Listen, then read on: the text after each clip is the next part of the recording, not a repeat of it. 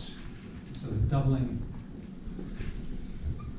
time is 5 hours.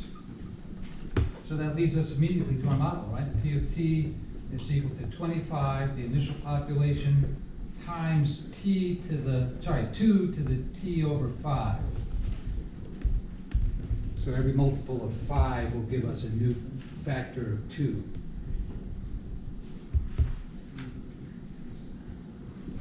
All right.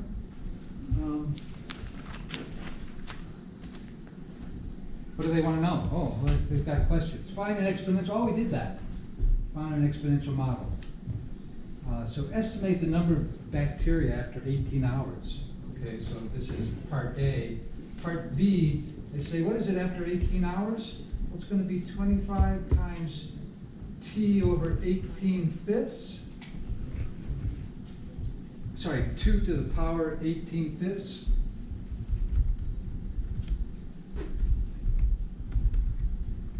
And I guess that's 2.6. Does that help to call it 2. Is it 2.6?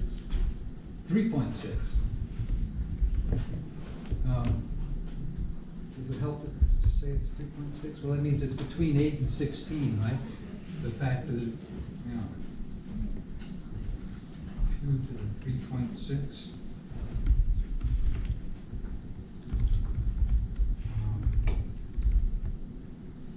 So we'd like to compute that. I guess we could call it 25 times 2 to the 3 times 2 to the 0.6. Is that true? Sure.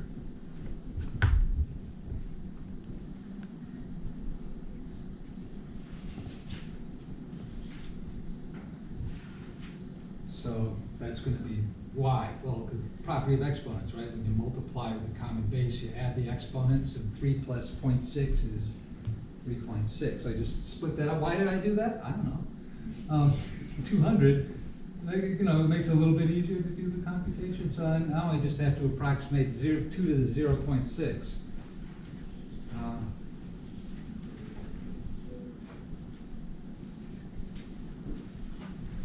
Did they say we could use a calculator? They didn't say we could use a calculator. No, so we're stuck. Okay, so now we have to do our best to approximate this thing. Well, 2 to the 0.5, we know.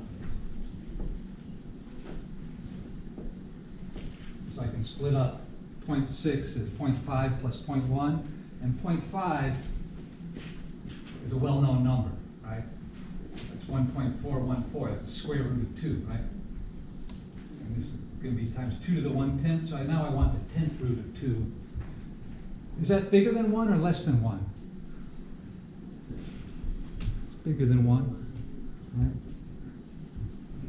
If I raise a number, so it's the number when raised to the 10th power gives me 2, right? So I better have a number bigger than 1, so when I multiply it by itself 10 times, I get 2.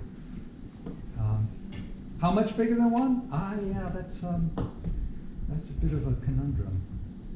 I'm going to say it's about 1.1, a little bit less.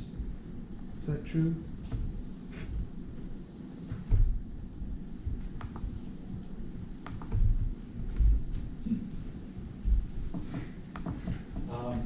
Well, 1 plus 0.1 to the 10th power is what we're trying to figure out, right?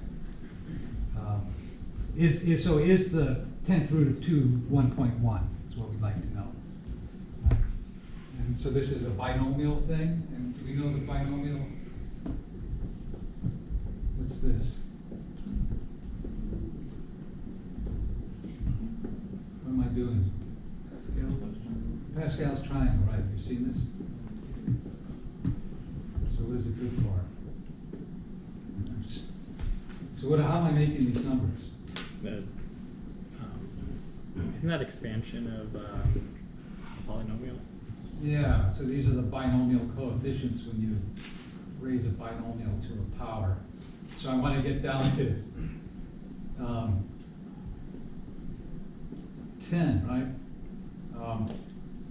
So this is 36, this is what, 84, is that right? 126, and another 126. So finally I get down to 45, 120.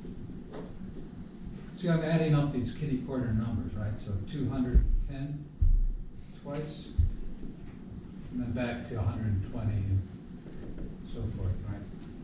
So those are the coefficients. So in general, if you raise, can I do this here?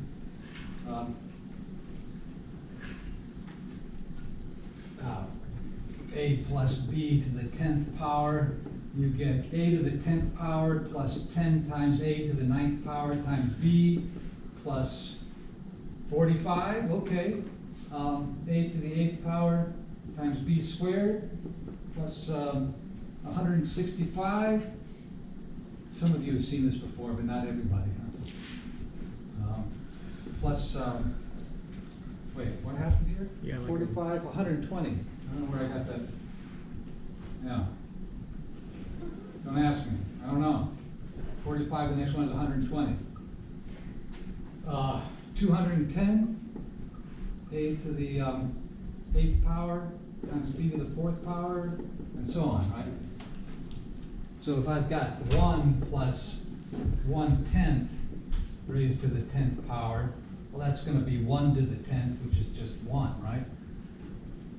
Plus 10 times 1 to the 9th. Well, all these powers of 1 are just going to be 1, right?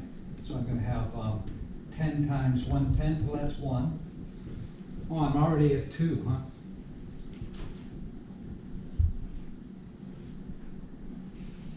So I'm already going to be too big once I add the next number in.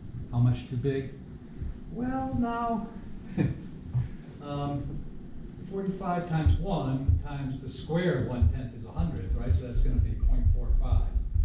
Still, that's significantly too big, isn't it? Now, what's this going to be? Well, 1 to the 7th power is 1. 1/10 to the 3rd power is 1/1000th, so this is going to be plus 0.12. 120 thousandths. What's the next one? It's going to be 210 thousandths. What does that look like? 2, 1. So notice these numbers are getting smaller, right? As the power on 1/10 gets larger. So what's the next one? The next one is going to be plus 0.0021, right? It's the same coefficient. Can we then safely ignore the rest of them? So I can say this is approximately 2.69. 2.6. Oh, what did I just do? 1 plus 1 over m to the m as m goes to infinity. That should be approaching e, right? Oh, okay.